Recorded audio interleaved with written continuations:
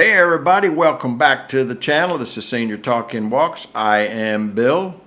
Today we're starting a brand new little mini series, and guess what it's on? Yeah, about popular demand, Medicare. So wait a minute, don't panic. Don't turn me off yet. Don't think, oh man, just more paperwork and this is not interesting. Well, this should be interesting to you. I want you to stay with me. This is going to be what I like to call the plain English, real world. Tell me like it is. We're just sitting at the kitchen table, as I used to call it, spitballing.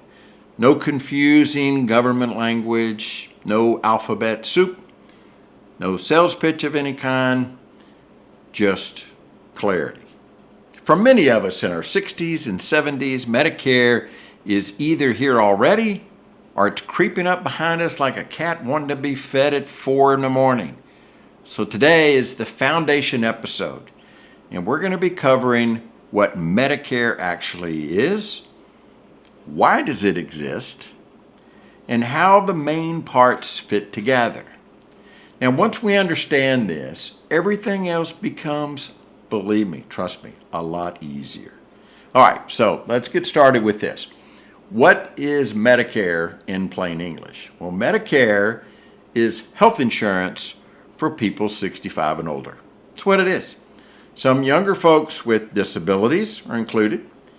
Some people with ending life stage kidney disease, things like that.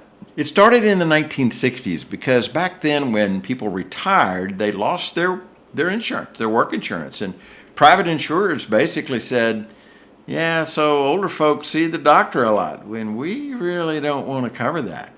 So the government had to step in and they said, we're going to make sure that older Americans can actually get health care.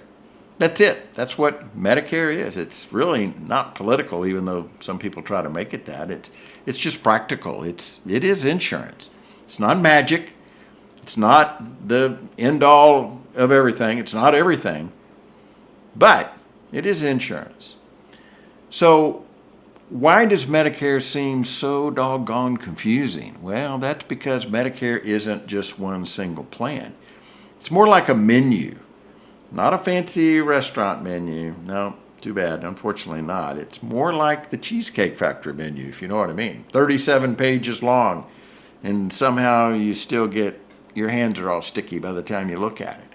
The best Medicare setup depends on your health, the medications you take, your doctor visits, and even your zip code. So when someone asks, everyone should get this one Medicare plan, that's like saying everyone should drive a red pickup truck. Well, maybe not. Some of us like SUVs. Some of us take the bus. Some of us haven't driven at night since whenever, 1998. So there's no one size fits all when it comes to Medicare. The 4 parts of Medicare, we're going to just be introducing them today. Think of Medicare like 4 little building blocks. There's Part A, which is the hospital stuff, when you get admitted. Part B, which is the doctor stuff like tests and outpatient care when you get to go home afterwards. Part C is Medicare Advantage. Now this is A and B bundled together by a private insurance company. Kind of like choosing Verizon versus AT&T. It's the same basic service, it's just different packaging. And then there's Part D, which is prescription drugs. They named these like alphabet flashcards, like A, B, C, and D. There's no symbolism, there's no hidden meaning, just that they ran out of creativity after D. The big choice later. Now this is just going to be a preview, because once you get Part A and Part B, which together they're called Original Medicare, that's original, isn't it? You'll have 2 main paths. There's Path 1, which is you keep A and B, and you add a supplement, or what's called Medigap, that's what they call it. And then you add Part D for your prescriptions. That's Path 1.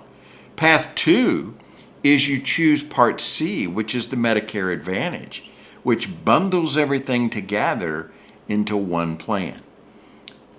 That's the whole fork in the road.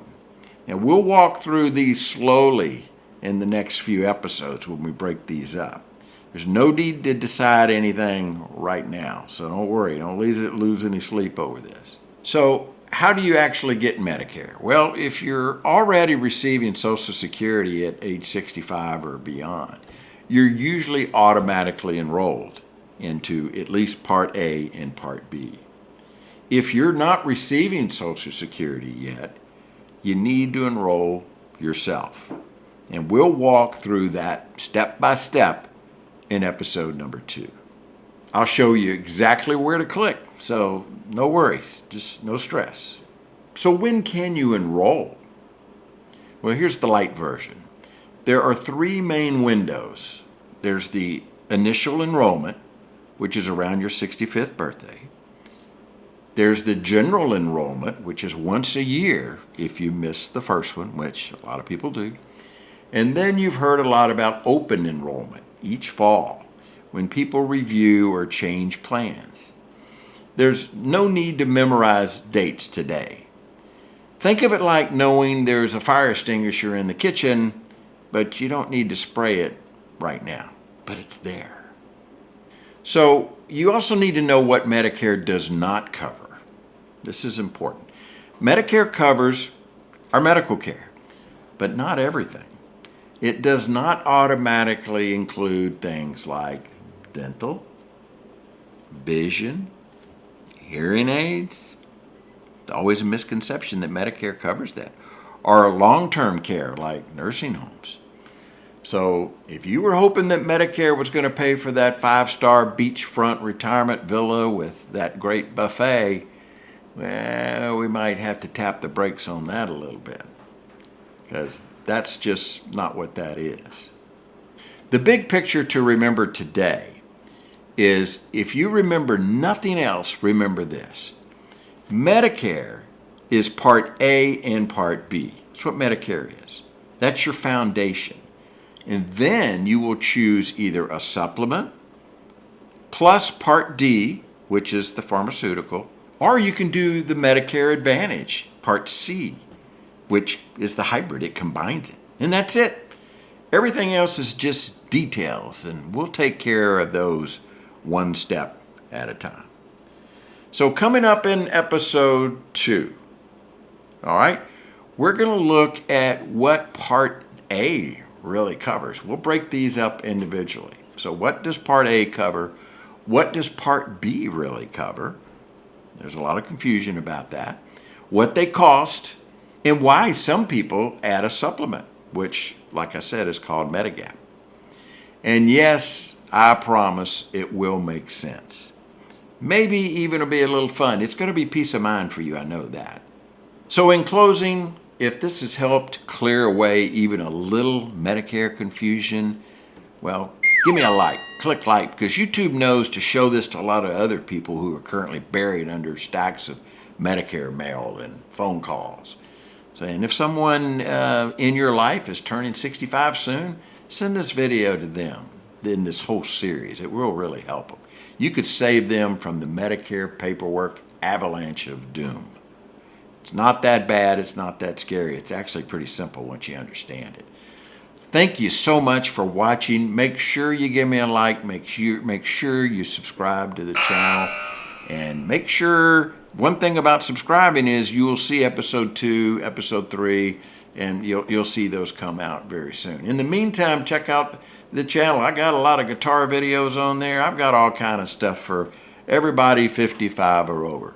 So until then, make sure you guys stay active. Keep going, keep walking, talking. Keep that brain going. I look forward to seeing you next time.